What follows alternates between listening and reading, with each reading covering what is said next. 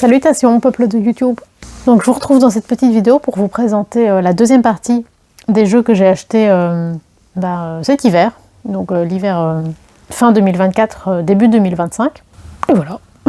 Donc ici je vous retrouve dans mon salon. J'ai filmé plusieurs vidéos à la suite. Donc c'est pour ça que je suis toujours habillée de la même façon. Mais j'ai changé d'endroit à chaque fois, déjà parce que j'avais mal aux fesses de rester tout le temps au même endroit. Et comme ça fait un peu de diversité, on va dire.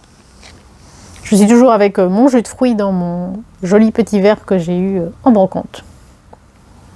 Chez Filigrane, donc c'est une grande librairie à Bruxelles, je me suis acheté le Witch Magic de Fiona Horn aux éditions Le Lotus et l'éléphant.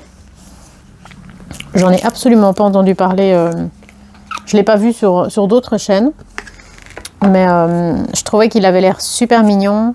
Et j'ai un peu regardé des visuels sur internet et ça m'a bien tenté. Tranche neutre. Donc c'est un jeu qui n'a pas vraiment de dos, dans le sens où tous les dos sont différents. À chaque fois on a une illustration dans les tons sépia comme ceci, et de l'autre côté une phrase inspirante sur le thème de la magie. Et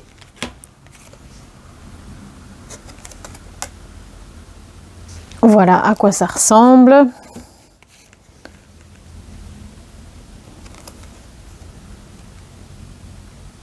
Bon, tout n'est pas sur le domaine de la magie, hein. Pour une beauté instantanée, souriez.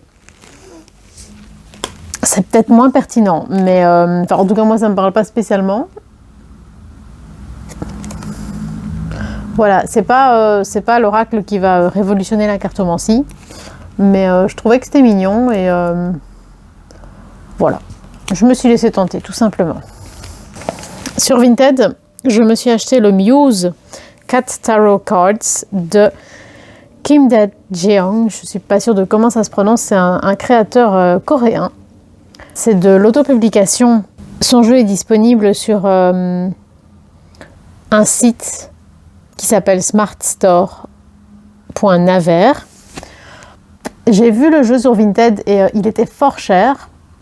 J'ai regardé des reviews avant de l'acheter et il me tentait vraiment énormément. Et j'ai vu qu'il était disponible encore sur le site du créateur, moins cher. Mais voilà, vu que ça venait de Corée, il y aurait eu la douane encore en plus. Et en fait, j'avais vu sur le site qu'il fallait demander au créateur d'estimer le prix pour les frais de port pour la Belgique, parce qu'il n'y a personne qui avait déjà commandé pour le pays. Ça m'a un peu découragée. Je me suis dit, tant pis, je le prends sur Vinted, j'ai vraiment envie de l'avoir. Donc il vient avec une carte d'authenticité. Donc vous avez un petit numéro dans une petite enveloppe noire comme ceci. Il y a un livret, mais qui est tout en coréen. On a une illustration de la carte en couleur en petit. Après, avec Google Translate, il y a certainement moyen de tirer les infos, mais voilà, moi perso, je connais absolument pas le coréen. On a une jolie boîte, comme ceci, en dur, avec des aimants. Dedans, on a une petite boîte en carton souple. C'était évident que c'était un vrai, hein. Sur Vinted, j'avais aucun doute à ce niveau-là. Donc c'est un fini toile, donc linen. Ceci, c'est le dos. Les tranches sont roses métallisées. Je ne l'ai pas encore utilisé. Je l'ai regardé et j'ai regardé pas mal de reviews. Mais je ne l'ai pas encore tiré, donc il est encore dans l'ordre. Donc ce sont des chats qui sont positionnés comme des chats, qui ont des attitudes de chats, mais qui sont habillés, décorés en tout cas. Et il y a une carte en particulier qui m'a tellement touchée que, c'est pour ça que j'ai voulu prendre le jeu. C'est l'ermite, qui ressemble énormément à Potiron, notamment avec son petit nez tout noir. Petite boule.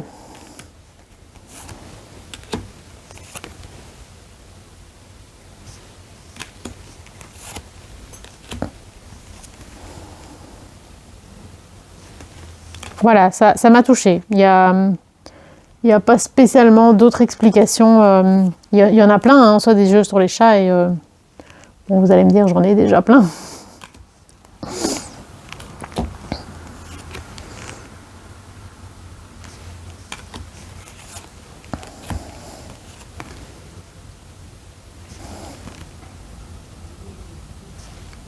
Le 10 d'épée est très beau. Enfin, très beau, il est très dur aussi, hein, mais vous voyez, on n'a pas le chat, mais on a uniquement sa petite couverture et tous les poils.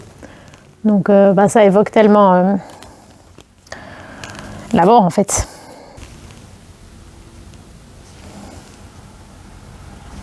Oh, petite poule. Voilà. Je le trouvais... Enfin voilà, j'ai vraiment flashé dessus. Je le voulais absolument. C'était pas envisageable de ne pas le prendre. C'est un jeu récent, hein, il date de 2024 et sur le site, apparemment, le créateur en a pas encore vendu énormément. Si ça vous tente. Alors, le magasin, enfin la boutique Vinted sur laquelle j'ai acheté le Muscat Tarot voulait m'envoyer un cadeau. Et donc, ils m'ont demandé si ils pouvaient m'envoyer un oracle qu'ils avaient créé eux-mêmes, qu'ils m'ont envoyé dans une boîte, je sais pas, d'herbes, je pense, pour faire des infusions, mais en, je sais pas quelle langue, en russe. Ah, ça vient d'Ukraine, donc soit c'est du russe, soit c'est de l'ukrainien, je sais même pas si c'est une langue. Bref, un oracle qu'ils ont créé eux-mêmes. Je sais pas si j'ai bien fait parce que je le sentais qu'à moitié et puis j'ai dit ok parce que pourquoi pas en soi, hein, découvrir un oracle, pourquoi pas. Les dos sont un peu, ils sont pas tous différents, mais il y a un peu différents dos. Je vous montre en gros comme ça c'est les dos. Ce sont des cartes plastifiées. On voit clairement que ça a été fait à la main. Et la personne m'a dit que c'était voilà, que c'était un oracle fait dans l'idée que ce sont des cartes métaphoriques. J'ai envie de dire c'est un peu le cas de tous les oracles, mais bref, il y a 96 cartes et voilà, c'est un peu toutes des illustrations, je trouve beaucoup sur le domaine de la sexualité, ce qui me parle pas spécialement plus que ça. Et je trouve qu'il y a pas beaucoup de cohérence graphique, enfin c'est un peu, on a foutu tous des trucs ensemble qui ont pas spécialement de rapport les uns avec les autres. J'aimerais bien vous montrer des cartes qui évoquent ce que je disais. Voilà, on a des trucs un peu comme ça. Beaucoup de choses avec des couples. Voilà, il n'y a pas de livret.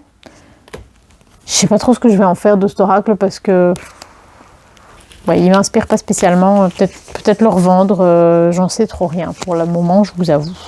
Si vous intéresse, dites-moi.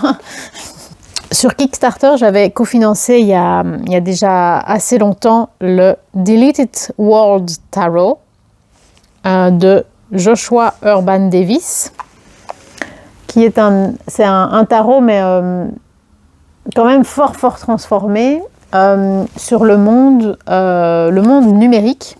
Donc le sous-titre du tarot, c'est Between Pixels and Prophecy. Et une phrase, là quand on ouvre la boîte, la phrase qu'il a choisie, c'est What is not saved will be lost. Donc on est clairement dans l'ambiance du monde de l'informatique. C'est un objet étrange. Je pense très intéressant, mais étrange. Donc on a une carte d'identification, d'authenticité. On a un petit livret avec des mots-clés, hein, grosso modo. Les suites ont été renommées.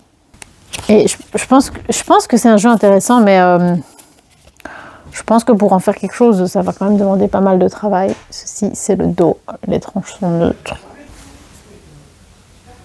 Et je pense que c'est quand même bien perché. Il y a beaucoup d'infos. C'est volontairement un peu tous des univers qui n'ont rien à voir ensemble, qui ont été mis ensemble.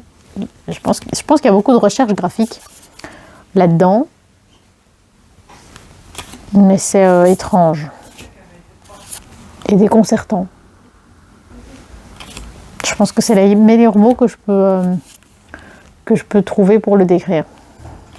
Je pense que c'est vraiment plus un oracle qu'un tarot.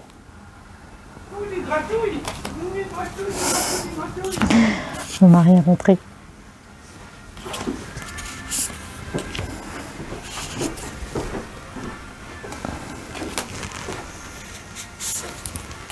Je termine. Je termine 2 secondes.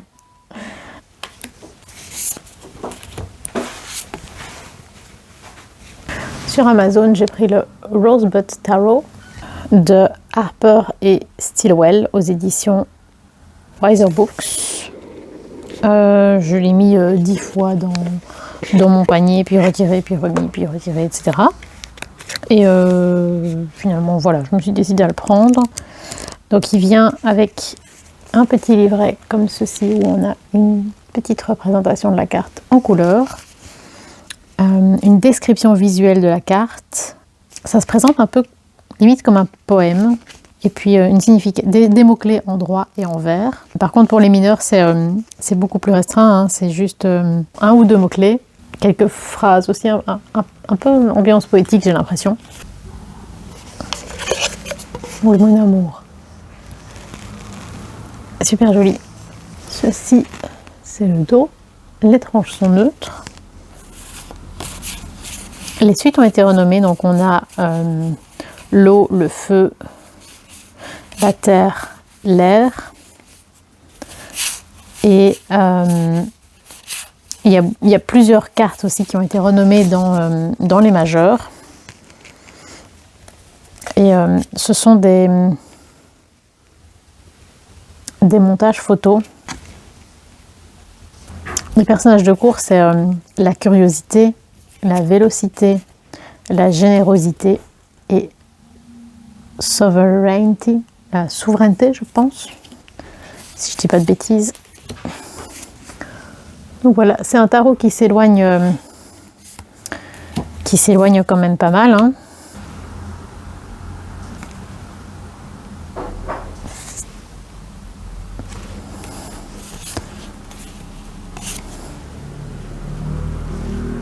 Je ne sais plus, je l'avais déjà vu plusieurs fois, je pense, chez Yéna par exemple. Je pense que c'est Marie qui en a reparlé il n'y a pas longtemps. De la chaîne Les cartes sont magiques. Je crois, je suis plus trop sûre. Ou peut-être Sophie, des murmures de Sophie. Je ne sais plus, je l'ai vu passer plusieurs fois et voilà, finalement je me suis décidée. Alors je continue cette vidéo aujourd'hui. Là on est lundi le 3 février, il est 13h55. Je profite de ma pause du midi pour continuer cette vidéo, puisque hier soir j'ai pas su la terminer. Je vous retrouve avec un thé, c'est un thé vert de la collection l'été de l'horoscope. C'est celui du Sagittaire. Donc le Sagittaire, c'est mon signe, mon ascendant. Et c'est des thés qu'on peut acheter à Bruxelles dans la boutique ésotérique Entre Ciel et Terre qui est à Etterbeek. J'y vais souvent parce que c'est proche de mon boulot. Et c'est aussi... J'avais déjà acheté des thés de cette même collection au salon... Je sais plus comment ça s'appelait. Le salon Zen, le salon du bien-être. J'avais fait une vidéo que je vous liste de ce que j'avais pu trouver à ce salon. Bref, si ça vous intéresse. C'est un thé parfumé à la bergamote. Et j'adore la bergamote. Donc je disais, sur Vinted, j'ai acheté ce qu'ils appellent le tarot de Jane Austen. C'est pas un tarot, c'est une sorte de jeu de poker, hein, c'est de la cartomancie traditionnelle, de Jackie Oakley, aux éditions Clarkson Potter Publishers. Donc c'est une boîte qui s'ouvre comme ceci, comme un livre, qui est très très mignon. Ici, je l'ai eu pas très cher parce que la personne a écrit des choses dans le livret, au crayon, donc je peux les effacer si je le souhaite, mais je vais voir ce qu'elle a écrit, c'est peut-être très intéressant. Donc on a une petite représentation des cartes en couleur. C'est un jeu en anglais. Donc avec chaque fois un mot-clé et puis je dirais une phrase, plutôt dans l'ambiance divination. Et dans certains cas, on nous fait on fait vraiment un lien avec des personnages des romans de Jane Austen. J'ai commencé à lire Emma. J'avais jamais lu. Donc ceci, c'est le dos. Les tranches sont neutres. Le jeu n'est pas dans l'ordre. Je ne l'ai pas encore utilisé, mais voilà, je ne l'ai pas reçu dans l'ordre et j'ai juste compté les cartes quand je l'ai reçu. Mais donc, voici à quoi ça ressemble. C'est très doux. Oh, c'est beau avec les oiseaux. Ça, j'aime bien. Je trouve que c'est très doux et... comme je vous dis, je ne connais pas vraiment l'auteur, donc je ne sais pas à quel point c'est pertinent. Ça rappelle clairement son époque, mais je ne sais pas à quel point ça évoque ce dont parlent ces romans. Mais j'ai vraiment très envie de m'y plonger. Et il y a un lien avec les arcanes du tarot. C'est-à-dire que par exemple ici, la reine de cœur, ils ont mis que c'est une référence à la grande prêtresse. Le valet de carreau, ils ont mis que c'était l'étoile. Donc voilà, il y a un lien établi avec le tarot, en tout cas avec les majeurs. Mais c'est pas un tarot de 78 arcanes comme on a l'habitude d'entendre un tarot. À la librairie Filigrane, je me suis acheté le Shadow Work, Révélez votre part d'ombre, de Fiona Horn et Jess Abella, donc aux éditions Intuitives. J'en ai pas du tout entendu parler, je l'ai vu et je trouvais que ça avait l'air chouette, donc je me suis laissée tenter. Il y a un livret assez gros quand même. Dedans ça ressemble à ça, donc on a une petite représentation de la carte en couleur. Donc on a à chaque fois sur la carte un mot-clé et une petite phrase, en plus de l'illustration.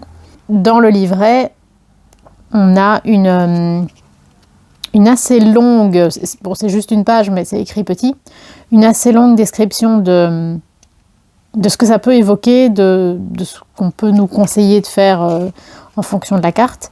Et puis une autre page ou 2 pages selon les cas, voire 3 pages, du travail de l'ombre. Donc de choses qu'on peut réfléchir, explorer sur nous-mêmes pour mieux nous comprendre. Il y a, je pense à chaque fois, ce qu'ils appellent la pratique quotidienne. Donc c'est une sorte des conseils de pratique ésotérique qui peuvent nous aider à, je dirais, à retrouver la sérénité par rapport à la problématique qui est développée. La boîte est très très agréable au toucher parce que c'est une sorte de... J'en perds ma voix. Un fini pot de pêche. Ceci, c'est le dos. C'est quand même mieux de filmer quand il fait jour. Vous allez me dire, c'est la base. Les tranches sont argentées. Donc voici quelques exemples des illustrations et des mots-clés qui vont avec. Ouh, ça j'aime bien. Ça fait penser au Somnia, le Somnia Tarot.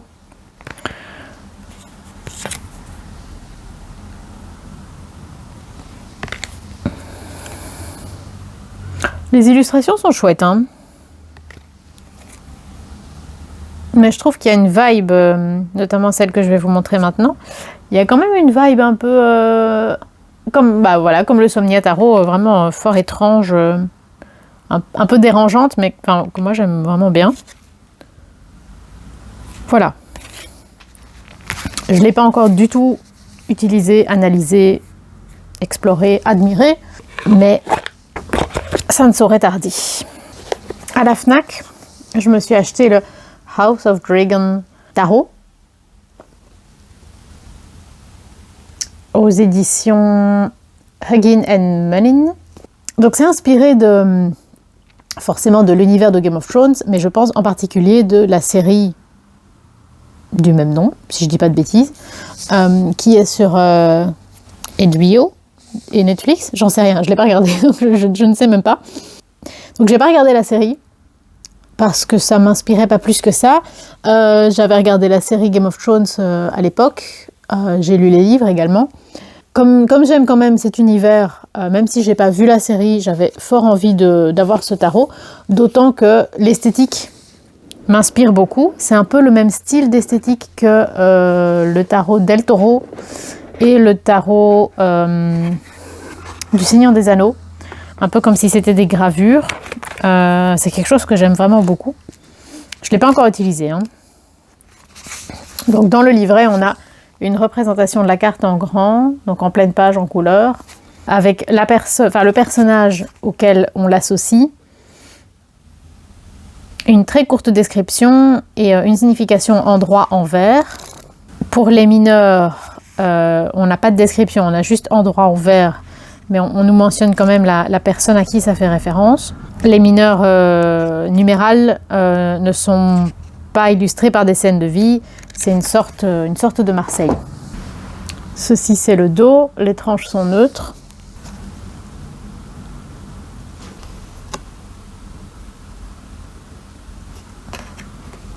Vous voyez les illustrations, c'est... Perso, je trouve ça très classe.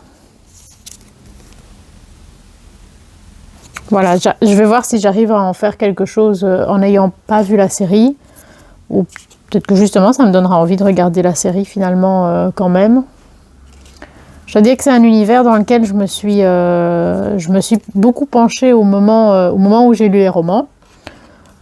Ce qui correspond à peu près au moment où la série est sortie. Et puis je m'en suis éloignée parce que, je vous dis, j'ai pas continué à regarder la série. Donc on a la suite des dragons.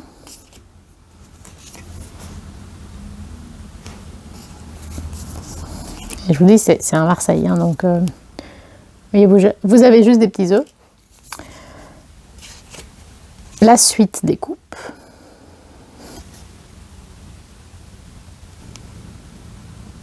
La suite des épées.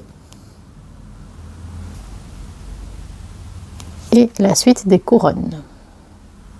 Je verrai si le livret est suffisant pour se plonger dans l'ambiance ou non. N'hésitez pas à me dire si vous avez le jeu et comment vous le sentez, ce qu'il vous apporte. Sur Vinted, je me suis également pris l'Oracle de Jane Austen. En un coup, je me suis dit, voilà, j'ai envie d'avoir ces jeux. Donc c'est aux éditions Hachette Heroes, c'est un oracle de 40 cartes. Créé par Lumineuse et Sandrine Fourier. Dans le livret, on a une représentation... Ma lessive est terminée. Une représentation de la carte en couleur, avec une ou deux phrases clés, et puis une description de la carte, où on replace chaque fois le personnage des romans auxquels on fait référence, par rapport à est-ce que ce personnage... aurait fait, ou la manière dont il verrait la situation, etc. Et puis vous avez ce qu'ils appellent l'inspiration, et là il vous mentionne le roman dont vient le personnage. Ceci c'est le dos, que je trouve très très joli. Les tranches sont dorées, elles sont un peu abîmées parce que voilà, l'oracle n'était pas neuf.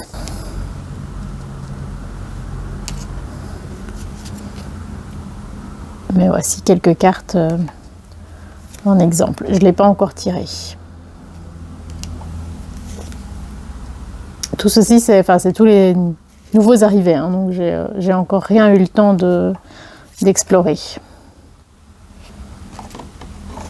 Et alors on a, quand on regarde un peu l'éventail des cartes, voilà, on a une jolie série de couleurs.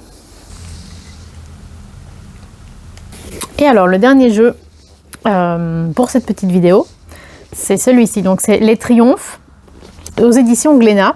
Donc c'est un jeu inspiré du tarot et de la scopa, donc un jeu italien. Je l'avais vu, j'avais beaucoup hésité, finalement je ne l'avais pas pris. Et puis après, Marie en a parlé, donc de la chaîne Marie Cartomancie et les cartes sont magiques. Elle en a parlé et en voyant le visuel, ça m'a donné bien envie. Donc on a, je souris parce qu'il y a un chat. On a un livret tout en couleur avec une grande représentation de la carte en pleine page. Donc on a les arcanes majeures du tarot.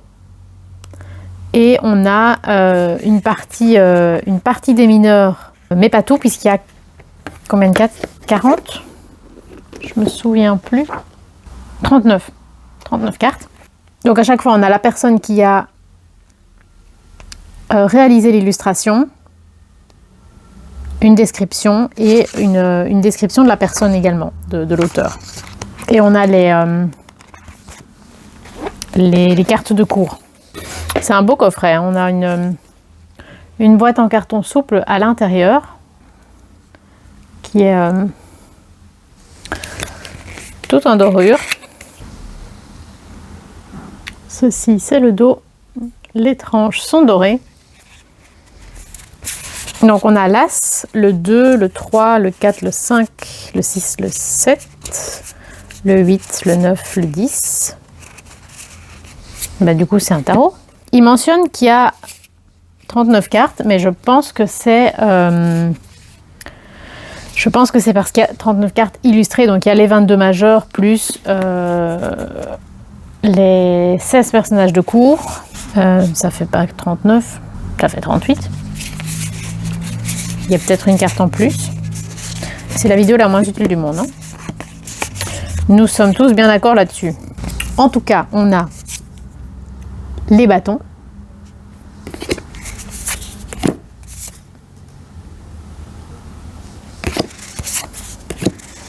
Voici le valet. On a valet, cavalier, dame et roi.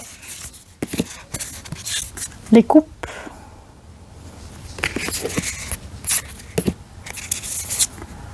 On a vraiment des styles différents au niveau des illustrations, puisque celui-là j'aime bien, le valet de coupe, puisque c'est un collectif, donc c'est un peu le principe. Faut que je me dépêche parce que j'ai une réunion dans un quart d'heure.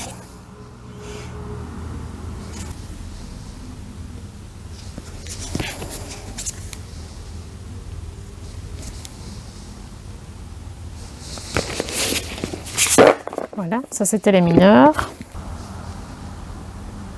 Et je vous montre quelques majeurs. Oh, il est chouette le chariot.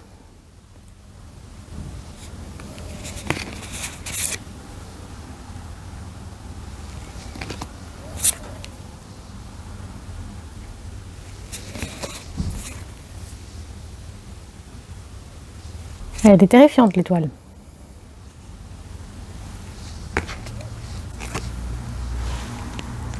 On est fort dans l'ambiance des dessinateurs de BD franco-belges, hein. Ça, au niveau du choix des représentations et du style graphique, tout ne me plaît pas. Toujours très sexualisé, je trouve. Voilà, c'est tout pour moi. C'était beaucoup, hein, j'en ai conscience. Mais voilà, c'est tout pour aujourd'hui. J'espère que ces petites vidéos de présentation vous auront plu. N'hésitez pas à me dire si vous avez certains de ces jeux ou si je vous ai peut-être donné envie de les découvrir ou de les ressortir. Qui sait. J'espère que vous allez bien. Prenez soin de vous, prenez soin de ceux que vous aimez autour de vous. Et sur ce, je vous souhaite longue vie et prospérité.